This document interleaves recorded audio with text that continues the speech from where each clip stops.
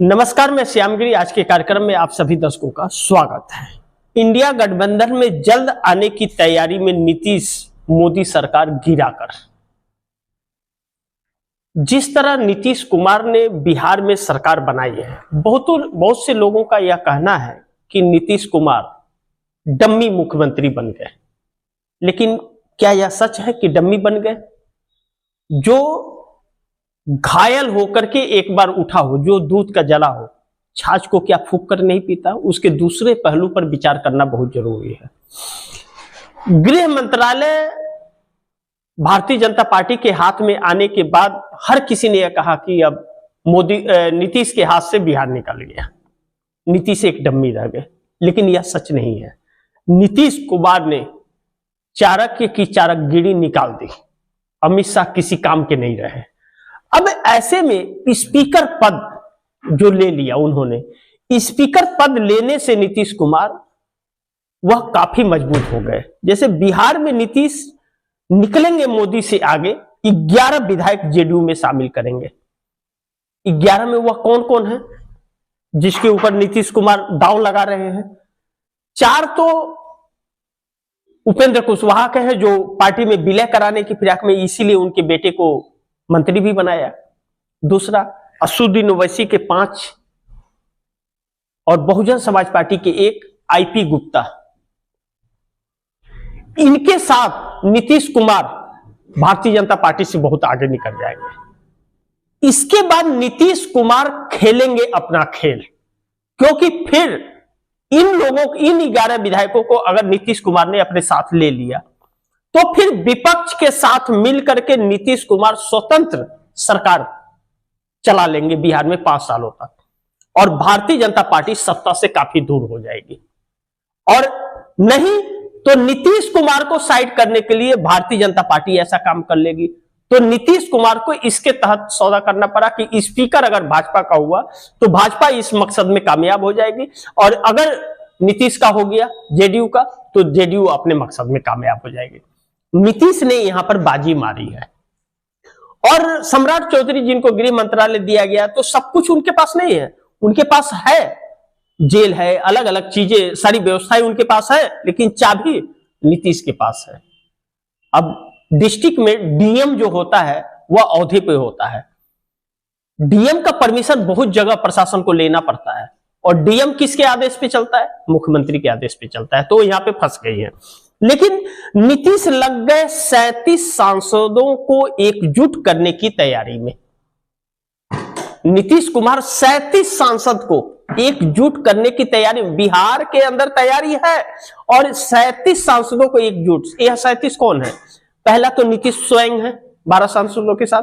जो नीतीश के साथ नहीं थे वह अब नीतीश के साथ खड़े हो गए। जो भारतीय जनता पार्टी के साथ थे वह अब नीतीश के खेमे में आ गए हैं। और दूसरी तरफ चंद्रबाबू नायडू ने ही मोदी के शिकंजे से नीतीश कुमार को निकाला है बाहर। तो चंद्रबाबू नायडू नीतीश का साथ देंगे। कहीं ना कहीं नीतीश नायडू मिलकर के चक्रव्यूह रच रहे हैं, यह ध्यान रखिएगा आप दर्शक। और यह दोनों इंडिया गठबंधन के संपर्क में है, कांग्रेस के राहुल गांधी के संपर्क में है। और चंद्रबाबू नायडू तो कई बार कांग्रेस नेता से मिल भी रहे हैं, ऐसी तस्वीरें भी बहुत आई है। अब ऐसे में एकनाथ शिंदे के साथ भी टकराव जो भारतीय जनता पार्टी का है, वह भी भारतीय जनता पार्टी के लिए आने वाले वक्त में भारी पड़ेगा, क्योंकि वह भी घर वापसी करते हुए नजर आ रहे हैं। यानी कि उद्धव ठाकरे के पास ओरिजिनल शिवसेना पहुंचने वाली है। तो ऐसे में 37 सांसद जो है, यह अगर तैयार हो गए तो नरेंद्र मोदी की छुट्टी हो जाएगी। लेकिन दूसरी तरफ नीतीश की बड़ी तैयारी मोदी सरकार गिराकर इंडिया की सरकार बनाने की है। इंडिया गठबंधन ने बीच में जो बातें निकल करके आई थी कि इंडिया गठबंधन ने ऑफर दिया है प्रधानमंत्री का, इस बात में सच्चाई है, यह झूठ बात नहीं है, सही बातें हैं। क्योंकि जब इंडिया गठबंधन के अहम हिस्सा हैं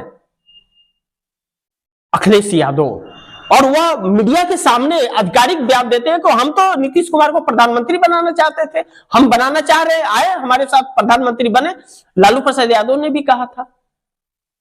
तो यह चीजें नीतीश कुमार जैसे अपने आप को मजबूत कर लेंगे बिहार से, ताकि बिहार में भाजपा कोई खेल न कर सके, तो उसके बाद में शुरू होगा दिल्ली का खेल। और दिल्ली के अंदर राहुल गांधी बड़ी तैयारी में है ही 5 करोड़ लोगों के हस्ताक्षर करके राष्ट्रपति को, और 1 दिसंबर से जो उनका आंदोलन शुरू होगा वह अभी से डरा रहा है इस सरकार को। तो नीतीश तैयारी में जुटे हुए हैं ऐसे, नीतीश की जो गतिविधियां हैं वह इस तरफ इशारा कर रही हैं कि नीतीश कुमार बड़ी तैयारी में है और मोदी सरकार गिरा करके इंडिया गठबंधन की तरफ उनका झुकाव लग रहा है, क्योंकि भाजपा बिहार के लिए सही नहीं है। और कहते हैं कि लोहा ही लोहा को काटता है। नीतीश कुमार बहुत कमजोर थे, इसलिए भाजपा उन्हें तोड़ रही थी और तोड़ ही ली थी एक तरह से।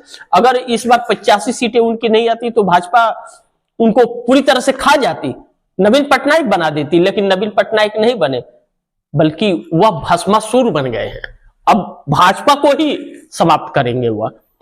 लेकिन दूसरी तरफ नीतीश ने बीजेपी को दिया गृह मंत्रालय, लेकिन चाबी अपने पास रख लिया। यह जो बातें कही जा रही है, क्यों कही जा रही है कि अब देखिए, आप पार्टी की तोड़फोड़ करते हो अगर, तो स्पीकर की सहमति की जरूरत पड़ेगी, तभी मान्यता मिलेगा विधानसभा के अंदर।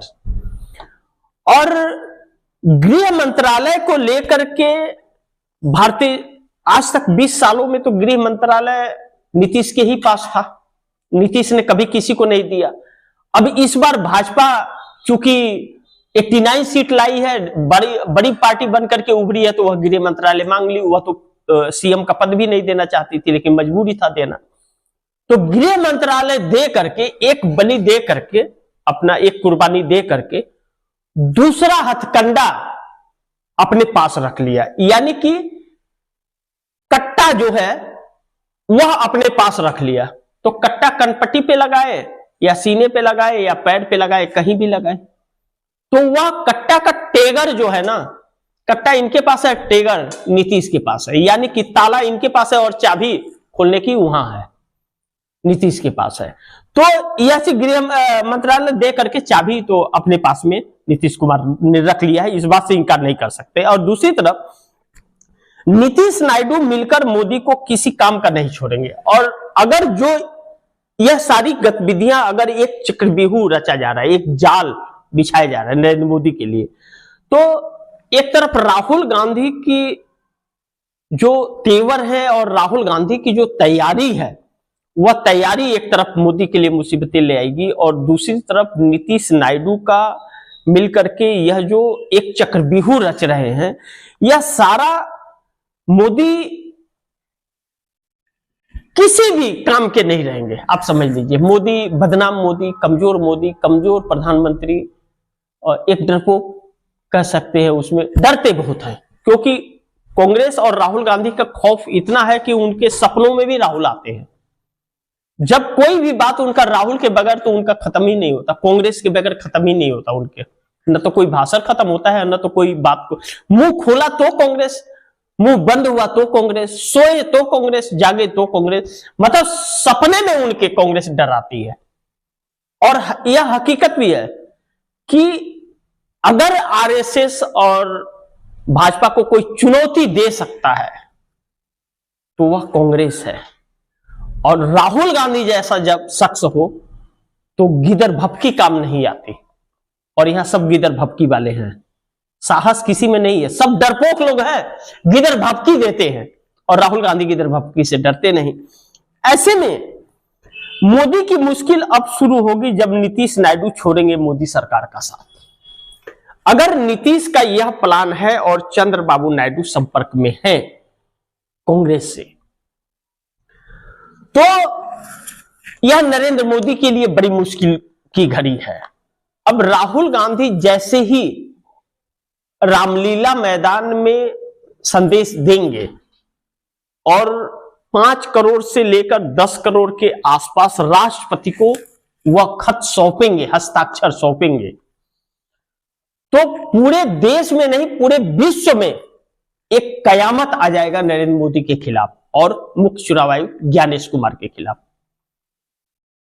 पहला क्षण होगा जो राष्ट्रपति को कोई इतनी भारी संख्या में आम जनता के सहमति को सौंपेगा कि इस संस्थान से हम खुश नहीं हैं, इस सरकार से हम खुश नहीं हैं, यह असंवैधानिक सरकार है, उस पर संज्ञान लिया जाएगा इससे मैं इत्तेफाक नहीं रखता कि राष्ट्रपति महोदया उस पर संज्ञान लेगी, ना वह कूड़े में फेंक ही देंगी, बल्कि या रद्दी कागज में भेज देगी। यही करने वाले हैं वो लोग। लेकिन यह ऑन रिकॉर्ड होगा, जो विश्व में प्राथमिकता से छापा जाएगा। अपने गोदी मीडिया से आप इत्तेफाक मत रख लीजिएगा कि वह छापेगा, ऐसा नहीं होगा। हो सकता है किसी कोने में एक दे दे, लेकिन विश्व के अखबारों में और ब्रेकिंग में यह चलेगा। लेकिन दूसरी तरफ जैसे यह होगा वैसे नीतीश नायडू के भी लगातार वह भी लगे हुए हैं, तो शीतकालीन सत्र बड़ी चुनौतीपूर्ण हो सकता है। लेकिन मोदी सरकार के लिए अब शुरू हो गई है, होगी जब नीतीश नायडू अगर प्लान बना रहे हैं छोड़ने का साथ और वह इंडिया गठबंधन के संपर्क में आ चुके हैं, तो मुश्किल तो है नरेंद्र मोदी के लिए, इसे इंकार नहीं कर सकते। लेकिन दूसरी तरफ मोदी सरकार आ गई राहुल गांधी के चक्रव्यूह में। राहुल गांधी ने वह दुखती नस पकड़ लिया, बल्कि आप अगर यह कहें कि नमक मिर्ची पर नींबू निचोड़ करके रगड़ दिया है राहुल गांधी ने। नमक मिर्ची रगड़ लगा करके और नींबू गाड़ करके और रगड़ दिया है राहुल गांधी ने। नरेंद्र मोदी की असलियत देश के सामने ला करके रख दिया।